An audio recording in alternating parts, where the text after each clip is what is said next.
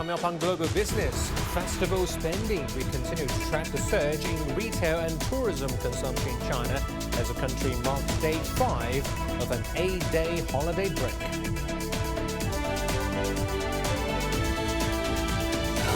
Holiday romance. Valentine's Day during Chinese New Year sees dragon-themed gold jewelry and peach blossom-related ornaments rise in popularity.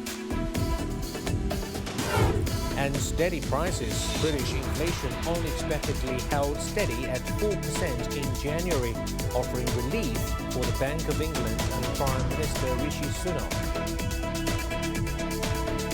Welcome to Global Business here on CityTune. I'm Zhu Feng.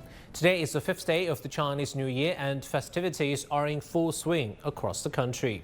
The holiday travel rush remains strong, with railways accommodating approximately 12 million passenger trips on Tuesday, with popular destinations including Beijing, Shanghai and Chengdu experiencing particularly high traffic. In Jiangmen City, located in South China's Guangdong province, centuries-old buildings are adorned with decorative lights and large Spring Festival couplets, offering tourists a chance to take part in local traditions. Similarly, in Shandong's Tengzhou City, vibrant lanterns line the streets, providing both residents and tourists with picturesque photo opportunities. Meanwhile, in Suzhou City's Old Town, located in East China's Jiangsu province, lively folk performances and games add to the vibrant and festival atmosphere. Now, Southwest China's Sichuan province is hosting a wide variety of celebrations and events over the week-long Spring Festival holiday. They are drawing thousands of local and foreign tourists to the provincial capital city, Chengdu. Zheng Songwu reports. Chengdu's Wuhouci, or Wuhou Shrine Museum, commemorates Liu Bei and Zhuge Liang's roles as king and minister of the Shu Kingdom almost 2,000 years ago. Today it's also a temple hosting traditional celebrations over the Spring Festival. A big fair combining tradition and technology is being held at Wuhouci. Travelers here can learn Chinese traditions and history. It's just in the middle of the week-long holiday, but over 100,000 people have already visited. The fair has been held annually in Wuhou Shrine Museum since 2005. This year, there are lantern shows, sacrifices for ancestors, and artistic performances. The lanterns combine traditional artistic skills with augmented reality. The fair provides an opportunity to taste the local food and experience the Sichuan opera while also promoting Chinese culture. We all celebrate our Spring Festival, thus we highlight its atmosphere, customs, and traditions. Of course, the Three Kingdom culture like loyalty, tenacity, and virtue is also a core part of traditional Chinese culture. So we hope visitors will feel the power of our culture through this fair. For those who know little about the history and the culture of the Sichuan province, the annual event is a highly educational experience. We came here with our friend who's from China, and we visited Chengdu, I think mainly because of the pandas. And it's really interesting. This is like completely new to me. It's my first time in Asia, so a really new experience and very nice to see. Yeah, it's very interesting. We tried a lot of different food and we learned a lot about the history as well. So yeah, it's very good. It's our first full day in Chengdu today. So yeah, it's been a really nice day. I came here to learn because I don't know much about the culture here, including Chengdu's and even Sichuan's. The natural scenery and traditional custom here are profound. Organizers remain true to local Spring Festival traditions, but continue to look for ways to innovate. One result is an increasingly younger crowd, with many flocking to the temple this year despite having more and more options to celebrate the holiday season. Zheng Songwu, CGTN, Chengdu, Sichuan Province. Also, our global business reporters are going across the country for an on-the-ground look at China's Spring Festival consumption. Hou Jing is in central China's Henan province with a closer look at how local residents there are celebrating the Chinese New Year. I'm currently at Yuntai Mountain in central China's Henan province. Today marks the 5th day of the Chinese Lunar New Year, traditionally a day dedicated to worshiping the Chinese god of wealth. Across China and major cities worldwide, people are engaging in activities to welcome the god of wealth, and Yuntai Mountain is no exception. Here we have the Chinese god of wealth. Seeing the god of wealth is believed to bring good fortune and prosperity in the new year. In addition to the parade, Yuntai Mountain offers various traditional Chinese activities for visitors. These include the Long Dance, which is a must-have for the Year of the Long, as well as the line dance, face-changing performances, and one of my personal favorites, the amazing fire spitting show. These performances aim to bring joy and prosperity in the new year. And furthermore, Yuntai Mountain provides traditional festive hot food for visitors, such as sago or steamed sponge cake, which symbolizes good wishes for financial abundance and a sweeter life in the new year. Additionally, they have brought in some of the best traditional Chinese medicine doctors to offer free medical diagnosis, ensuring visitors enjoy a healthy and diseases-free year.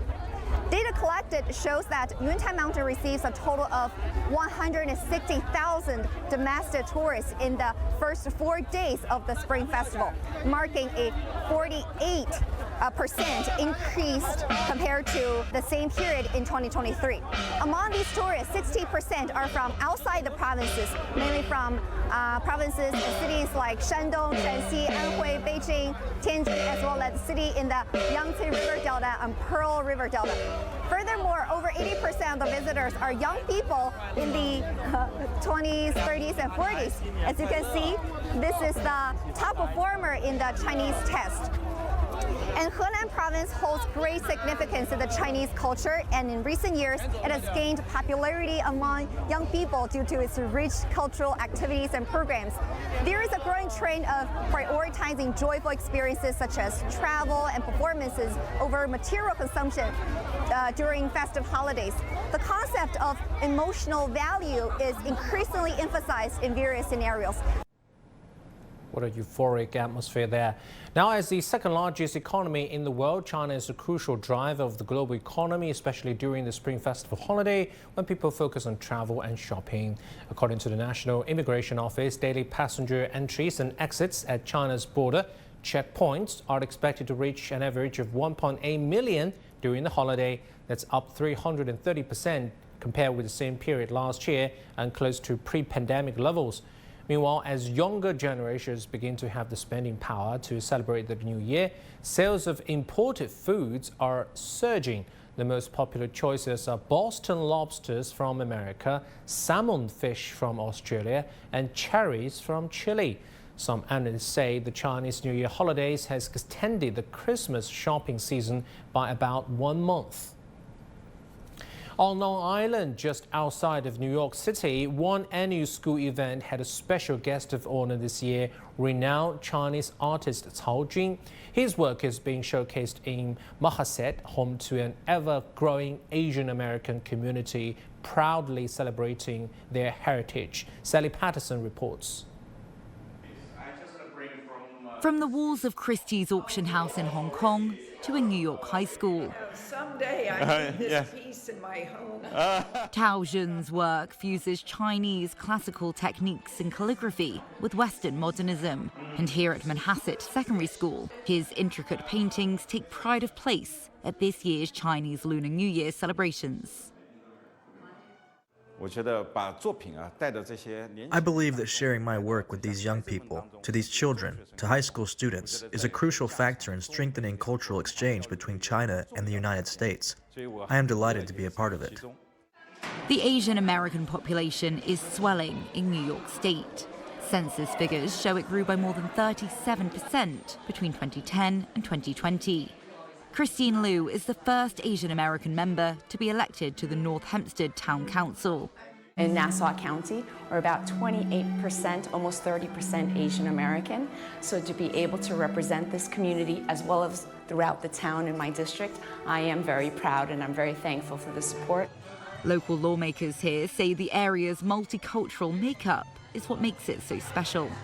We have a little bit of everything here, and which makes this place a beautiful place to live, work, and raise a family. And events like this are a chance for children to immerse themselves in their own and their peers' cultures.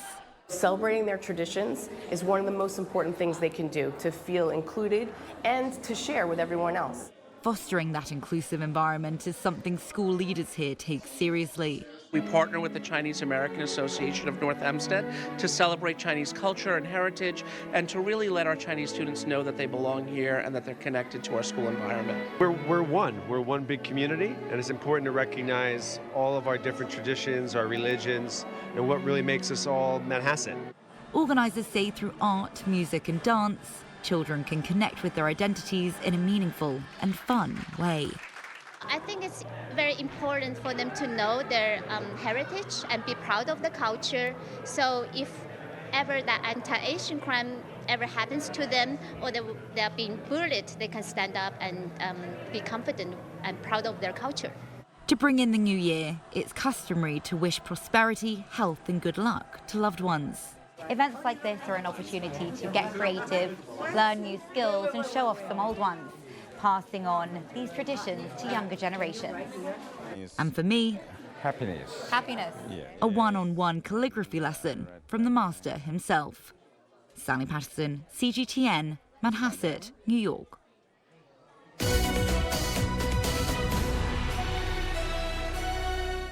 The Chinese New Year is about heartwarming homecomings. Dive into vibrant celebrations and traditions coming to life.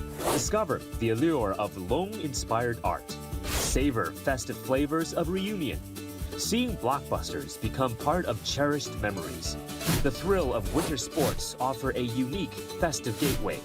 This Chinese New Year, get to know new spending trends with our special series, Spending Smart, the Chinese New Year Boom. Only on CGTN.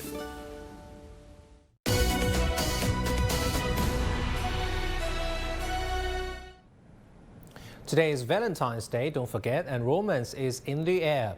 For this year's Valentine's Day in the Year of the Dragon, dragon-themed gold jewelry such as bracelets and necklaces have been popular gift options for couples. For singles, there's been an uptick in the purchase of peach blossom-related ornaments, with the peach blossom considered a symbol of love in Chinese culture. On the e-commerce platform Tmall, jewelry brand Chow Tai Sen has sold more than 40,000 pieces of peach blossom jewelry since it hit the shelves. Some 300,000 stores in Taobao have remained open during the Chinese New Year holiday, making it convenient for couples to order gifts. Logistics giants such as JD and SF Express are also keeping their services running during the holiday. For more discussions on the new consumption trends emerging in China, let's bring in Jin Yuchen, Vice President of Shanghai Jinqiao College. Thank you for joining us. This year, Valentine's Day coincides with the Spring Festival. Has this had an impact on spending patterns? How is the Valentine's Day spurring consumption in China? Absolutely. As we all know, this year, Valentine's Day falls on the same day with the Chinese New Year's 5th day, which is the day to welcome the god of wealth. Yeah. So this definitely has an impact on the overall consumption trend. I think we're witnessing a new era in which consumption trends are increasingly shaped by the demand of the younger generation, namely the Gen Z users. Yeah. Across e-commerce platforms, almost anywhere from 30 to 40% of all purchases are made by Gen Z users, and Gen Z users are really well education. You know, they know full well before they make the purchases, and they're increasingly using the e-commerce platforms and social media platforms to make such purchases. So this year, we're definitely seeing an increase in the overall Valentine's Day consumption. It is also interesting to note that in China, we have 3 Valentine's Day. Yeah. In addition to the Western Valentine's Day, we have the May 20th holiday, and we have the Chinese Qixi Festival. And these holidays are very important when it comes to consumption, because gift giving or gift exchanging behaviors are what we're seeing in this market. And the Gen Z users make up the majority of such purchases. Yeah, you keep mentioning Gen Z. What's Gen Z's attitude towards Valentine's Day, and how do they spend? Right. Gen Z's users, they really know what they want to buy, and their demand or their needs are very diverse as opposed to very concentrated. That's why most of the brands, foreign or, domestic or foreign, are trying hard to study their behaviors. And so there's that one group that are really focused on the material values of such gifts, and then that's where we're seeing an increase in the purchases of luxury brands. And there's one group that are more focused on their emotional values, the emotional value of certain products were gifts. And that's why we're seeing the overall increase of the value of the consumption, but at the same time, the products we're seeing are very diverse. For example, last year, Einstein's Brain, this virtual product, was really popular among the Gen Z customers, showing a very important trend within this consumer group. There's also a growing preference among single people to spend money on products and experiences for themselves, so-called 悦己. How important is this self-pleasing or self-indulgent experimental consumption segment? That's a very interesting topic, because in China, you don't need to be married or be in a relationship to be able to celebrate Valentine's Day. We're seeing a lot of Gen Z people, single individuals who are also celebrating Valentine's Day by buying gifts for themselves. This is a very important trend that we're seeing, because the younger generation, the Gen Z users, really believe in this idea of self-betterment, and they really want to be able to please themselves. And in order to do that, you don't need to be in a relationship. You don't need to be loved by others. You can always love yourself first. Right. That's why we're seeing a lot of single individuals making such purchases on Valentine's Day. Very interesting. We'll keep watching this trend, because it's a very important trend now. That's Jun Yucheng for us. He's Vice President for Shanghai Jingqiao College. Thank you. You're watching Global Business. Come up next. British inflation unexpectedly held steady at 4% in January, defying forecasts of a rise, offering relief for its central bank and government.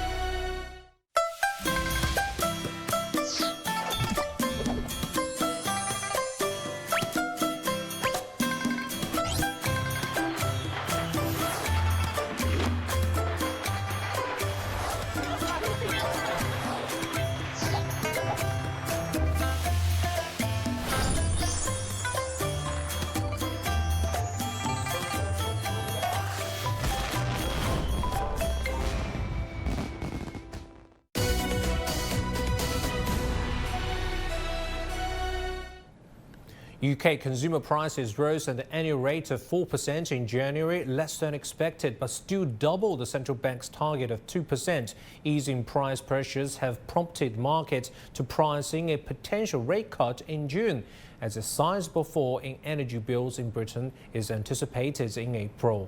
But there's still one lingering concern for the Bank of England: a tight labour market. British Finance Minister Jeremy Hunt said high wage growth won't change plans to bring down inflation to the 2% target. It's clearly welcome that in a cost of living crisis, wages are going up by faster than inflation. But what we want is for that to happen on a sustained basis.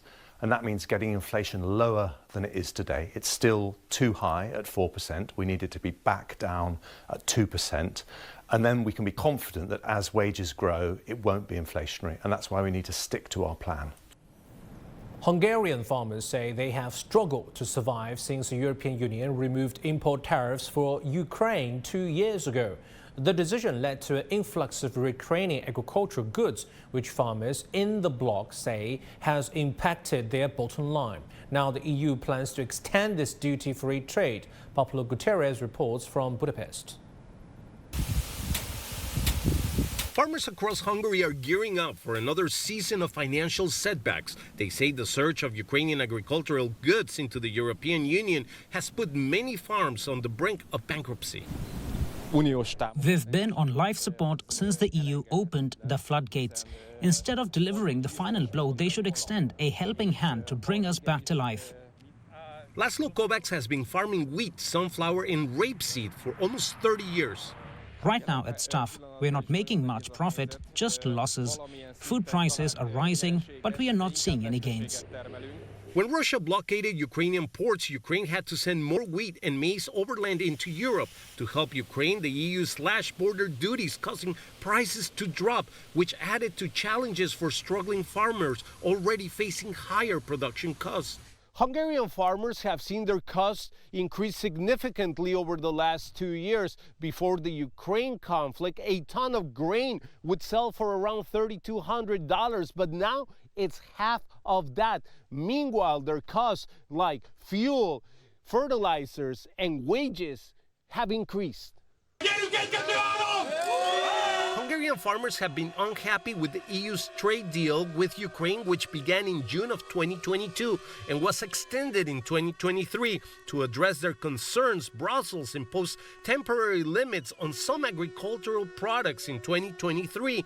Now, with the duty-free trade deal with Ukraine ending on June 5th, 2024, local farmers fear extending it again could further threaten their livelihoods.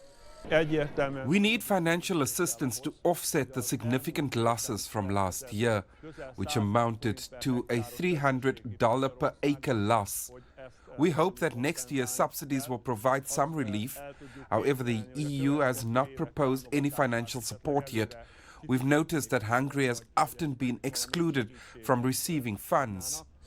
The EU is considering letting member states set limits on Ukrainian products if there's too much supply. This might involve restricting sales, storage, and even banning them entirely. However, many Hungarian farmers remain unhappy and want all Ukrainian agricultural imports banned outright. Pablo Gutierrez, CGTN, Budapest. Rounding up some other business headlines around the world. Germany is likely to slash its this year's growth forecast due to domestic transport strikes, weakening global demand and geopolitical tensions. That's according to Reuters sources. Asian equities fell on Wednesday, tracking a sell-off on Wall Street triggered by higher than expected U.S. inflation for January. And in corporate news, Japan's electronics giant Sony is lifting this year's net profit outlook thanks to revenue generated by its financial services. Sony also said it's seeking an IPO for the financial services arm as soon as next year. Mexico City's world-famous Art Week ended on a high note over the weekend. Attendance was up from last year, and a grand prize of $100,000 was awarded to the winner of one of the world's most prestigious art fairs. CGTN's Frank Contreras was there with some of the biggest names in Latin America's art scene. We've come to the giant Zonamaco art space in Mexico City.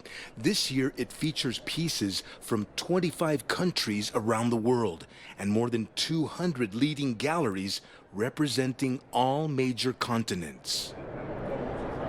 The Hilario Galguera Gallery brought works from Mexico's best-known living artists, including this oil on canvas called The Legend of Volcanoes by artist Daniel Lezama, himself a living legend. The piece is valued at $40,000. Because of its fresh contemporary art scene, Mexico City has become a major center for gallery owners, collectors, and art fans alike.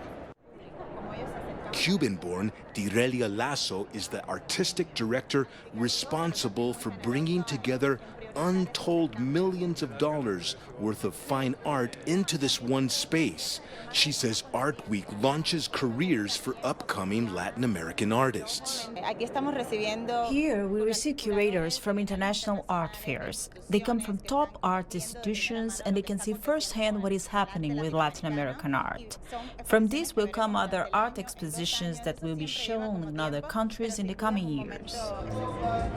Outside of Zonamaco, another Another 30 art spaces, including scores of galleries, also participated in Art Week. This one is located in Mexico City's working-class neighborhood of Colonia Doctores. Irena Calderon is the cultural director of the Laguna MX Art Factory, a large space for creative people which, 100 years ago, used to be a textile factory. Here at Laguna MX, we believe in excellent quality art, free and accessible to the public, for the people of Colonia Doctores, Mexico City, and the general public. Back at Zona Maco, the Art Week epicenter, the winner of the grand prize chosen by the public has just been announced. To be in the same position. He's Danish photographer Jacob Gills, who captured attention with this multi-layered time-lapse photo taken on a rainy day on a street corner in Mallorca, Spain. The piece is from his Movement series. It's not that much about which tree is it or which building. It's more the feeling. I'm often been called an impressionistic photographer because it's the mood I'm trying to get out. Mexico City's Art Week ended Sunday afternoon just before the start of the Super Bowl. And once again, it proved to be the Super Bowl of Latin America's booming art scene. Frank Contreras, CGTN, Mexico City. With those nice artwork, we wrap up this edition of Global Business. I'm Junjun Feng in Beijing. Thanks for watching. CGTN continues with more news and views. Stay with us.